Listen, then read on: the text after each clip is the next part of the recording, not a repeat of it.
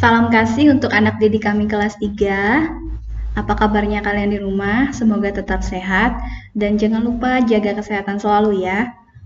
Apabila bepergian keluar, jangan lupa gunakan masker, cuci tangan, dan tetap jaga jarak. Semoga corona ini cepat berlalu sehingga kita bisa berjumpa kembali di sekolah. Anak-anakku yang terkasih dalam Kristus, pada video pembelajaran yang pertama ini, kita akan belajar tentang saya tumbuh dan berkembang. Jadi kita akan berbicara tentang bagaimana kita bertumbuh dan berkembang mulai dari kita berada di kandungan sampai kita menjadi anak-anak saat ini. Nah, pertumbuhan adalah bertambahnya ukuran berat badan dan tinggi badan.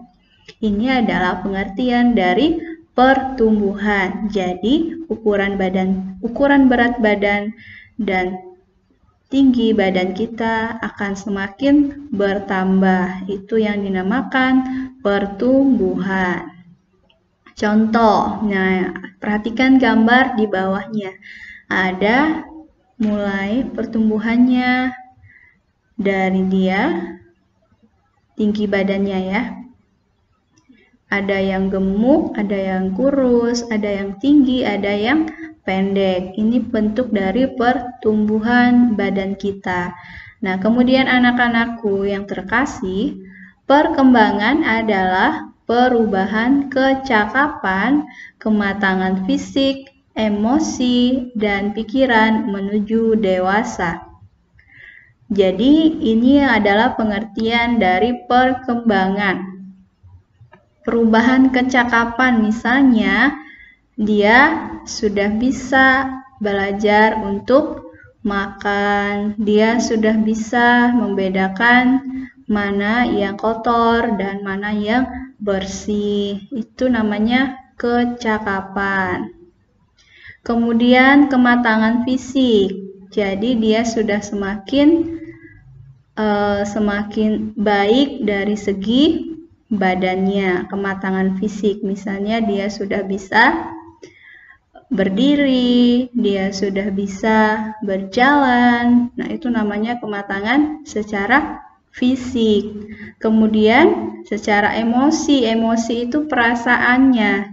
Dia juga semakin berkembang.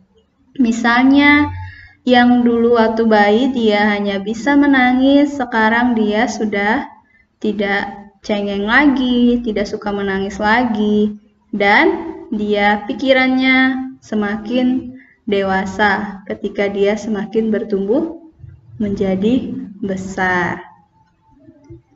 Nah, kemudian contohnya, pada saat bayi hanya bisa digendong oleh orang tuanya, tetapi seiring perkembangan fisik atau badan, bayi tersebut akan mampu merangkak dan akhirnya bisa berjalan. Ini contoh perkembangan secara fisik ya, atau perkembangan secara badan. Jadi dia bayi, kemudian merangkak, akhirnya dia bisa berjalan seperti kalian saat ini. Nah, kemudian anak-anakku yang terkasih, manusia tumbuh dan berkembang secara fisik badan dan secara psikis atau jiwa dan mental. Contoh, perkembangan secara fisik seperti tadi ya, badan bertambah besar dan semakin tinggi. Ini contohnya dari bayi, kemudian dia SD, SMP, SMA, kemudian kuliah, kerja, dan kemudian berkeluarga dan menjadi kakek nenek. Ini adalah contoh badan bertambah besar dan semakin tinggi. Kemudian contoh perkembangan secara psikis, jiwa atau mental, yaitu semakin pintar menulis, ini contohnya ya. Kemudian semakin pandai bercerita di depan kelas, ini namanya perkembangan secara mental atau jiwanya ya, secara psikis. Dari sifat dan perilakunya sudah mulai berubah. Nah, kemudian semakin disiplin dan jujur. Nah, ini gambarnya, contoh orang yang berkembang secara sifat dan perilaku. Dia semakin hari akan semakin disiplin dan jujur. Misalnya bangun tepat waktu, tidak menyontek, ya. Ini contoh orang yang disiplin dan jujur. Kemudian, semakin pintar memainkan alat musik.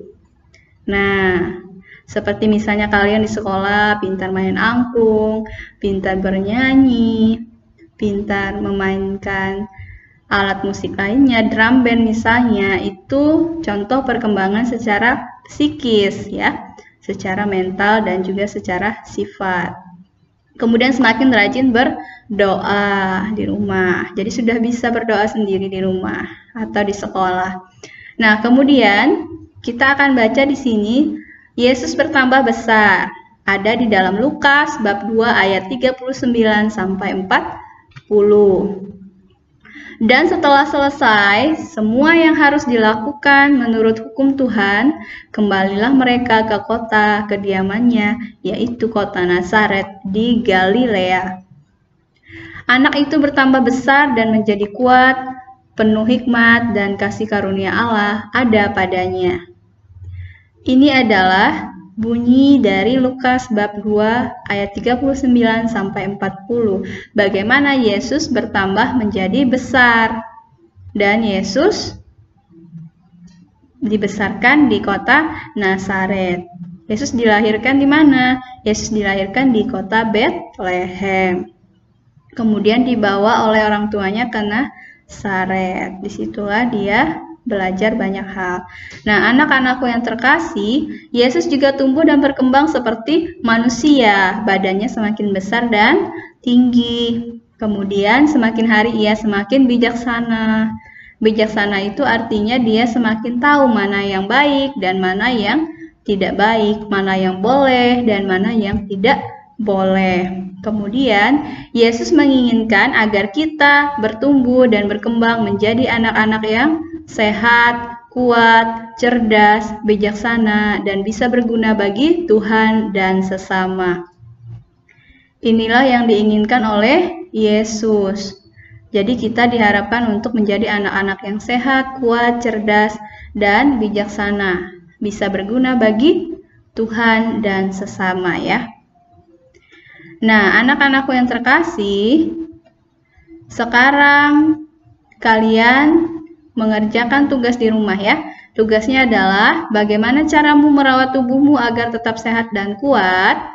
Kemudian yang kedua, tuliskan doa Bapa Kami sebagai ungkapan rasa syukur karena sudah tumbuh dan berkembang menjadi anak-anak Allah. Jadi ini adalah tugasnya. Kalian kerjakan di rumah dengan sungguh-sungguh.